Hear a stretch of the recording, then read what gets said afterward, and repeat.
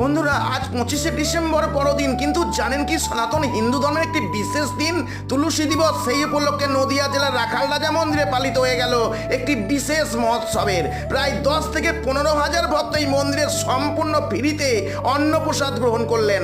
এই মন্দিরে এসে ভগবান শ্রীকৃষ্ণের চরণে পূজা দিলেই সকল ভক্তের মনস্কামনা পূরণ হয়। মন্দিরে দিন রাত ঘটে চলে নানান অলৌকিক ঘটনা। সবকিছু ভালো হয়, এর কাছে মানসিক পেলে পরে সবকিছু উদ্ধার হয়ে যাবে। বহু দূর দূরান্ত থেকে প্রচুর ভক্ত এই মন্দিরে এসে তাদের মনস্কামনা জানান। তো এখানে মানুষের মনোবাসনা পূর্ণ হয়, মানুষের শান্তি মেলে, তৃপ্তি মেলে। ভালো। হ্যাঁ, আমি আসি, এর আগেও আরো 2-3 বার এসেছি, ভালো লাগে।